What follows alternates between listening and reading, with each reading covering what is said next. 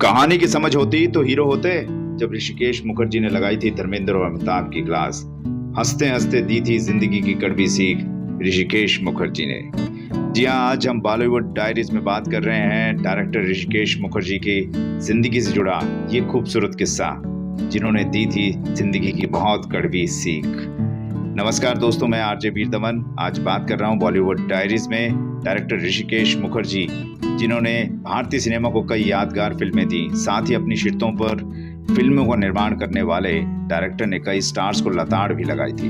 बाबू, जिंदगी बड़ी होनी चाहिए, लंबी नहीं, यह सदाबहार डायलॉग वर्ष 1971 की फिल्म आनंद का है, जिसका निर्देशन ऋषिकेश मुखर्जी ने किया था। भारतीय सिनेमा के सर्वश्रेष्ठ निर्देशक ऋषिकेश ने अपनी जिंदगी को इस डायलॉग की तरह ही जिया। निडर, बेबाक और बेमिसाल।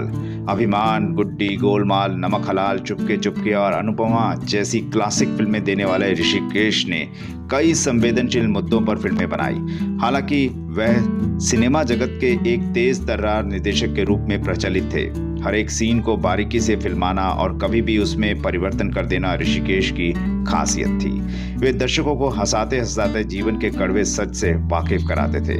अपनी फिल्मों के जरिए लोगों को जीवन के प्रति सकारात्मक नजरिया देने वाले ऋषिकेश ने 27 अगस्त 2006 को अंतिम सांस लेकर दुनिया को हमेशा के लिए अलविदा कह दिया था।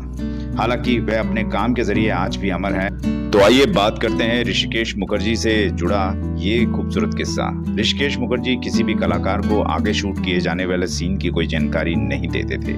बस सीन आने पर उससे जुड़ा कॉस्ट्यूम थमा देते थे। वहीं उनके साथ फिल्म चुपके चुपके में काम कर रहे अमिताभ को इस बारे में कोई जानकारी नहीं थी। यही कारण रहा कि उन्हें ऋषिदा से ऐसी डांट पड़ी कि उनका मनोबल थोड़ी देर के लिए पूरी तरह डोल गया। दरअसल एक सीन की दरकार थी जिसमें असरानी मुख्य किरदार में थे। शूट के दौरान असरानी को सूट पहनने के लिए दिया गया, जबकि धर्मेंद्र को ड्राइवर के कपड़े मिले। कॉस्ट्यूम लेकर धर्मेंद्र और असरानी दोनों असमंजस में थे, क्योंकि दोनों में से किसी को माजरा समझ नहीं आ रहा था। वहीं ऋषिदा सेट पर आराम से चेस खेल रहे थे। धर्मेंद्र की उत्सुकता बढ़ती चली गई और उन्होंने आखिरकार असरानी से पूछ ही लिया, क्यों, मैं तुम्हारा ड्राइवर बना हूं क्या चल रहा है? तुम्हें सूट और मुझे ड्राइवर के कपड़े क्यों? इस पर असरानी ने जवाब दिया कि उन्हें इसके बारे में कुछ भी नहीं पता है। वहीं ऋषिदा दोनों की बातें बड़े गौर से सुन रहे थे। धर्मेंद्र को आसानी से इस तरह बात करता देख ऋषिदा ने चिल्लाते हुए कहा, हे धर्म, आसानी से क्या पूछ रहे हो? सीन के बारे में पूछ रहे हो? अगर कहानी की इतनी समझ होती तो तुम आज हीरो होते। ऋषिदा की डांट सुनकर धर्मेंद्र तुरंत चुप हो गए। किस्सा तब और मजेदार हो गया जब अमिताभ बच्चन इस पूरे वाक्य से पूरी तरह अनभिज्ञ थे और उन्होंने आसानी से सूट वाला माजरा पूछते हुए कहा, तुम आज सूट में कैसे? किसका ऑफिस है ये सेट पर? अमिताभ को धर्मेंद्र से बुरी तरह लताड़ पड़ी थी। ऋषिदा ने तिलमिलाते हुए कहा, ए अमित, तुम क्या पूछ रहे हो, सीन या कहानी? ए धर्म, बता अमित को जो मैंने तुमसे कहा। तुम लोगों को अगर इतनी ही समझ होती तो आज तुम लोग फिल्म में हीरो नहीं होते, डायरेक्टर होते। चलो काम पर। उस वक्त ऋषिदा की डांट भले ही कलाकारों के दिल पर लगी, लेकिन चुपके चुपके जब पर्दे पर रिलीज हुई तो बॉक्स ऑफिस पर बम्पर कमाई करने में सफल रही। साथ ही इसे क्लासिक हिट करार दिया गया था।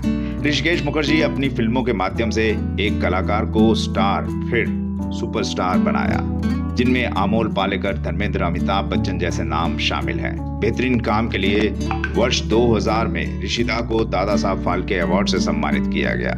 इसके बाद उन्हें 6 साल लगातार 1961, 1967, 1970, 1971, 1972, 1981 तक सर्वश्रेष्ठ फिल्म का राष्ट्रीय पुरस्कार मिला। इतना ही नहीं, उन्होंने सर्वश्रेष्ठ एडिटिंग, सर्वश्रेष्ठ कहानी, सर्वश्रेष्ठ स्क्रीन प्ले के लिए भी कई अवार्ड और सम्मान अपने नाम किए। आपको आज का ये बॉलीवुड किस्सा ऋषिदा से जुड़ा कैसा लगा? कमेंट बॉक्स में जरूर बताइएगा। और अगर आपको ये वीडियो पसंद आया तो इस वीडियो को लाइक, शेयर और कमेंट जरूर कीजिएगा और अपने दोस्तों के साथ भी शेयर कीजिएगा। और अगर आपने हमारे चैनल को अभी तक सब्सक्राइब नहीं किया है तो हमारे चैनल को सब्सक्राइब कीजिएगा और हमारे फेसबुक आईडी को फॉलो करना मत भूलिएगा। जल्द ही एक और बॉलीवुड कहानी लेकर आपके साथ रहूंगा मैं। अब अपने दोस्त आरजे वीर दमन को दीजिए इजाजत। नमस्कार।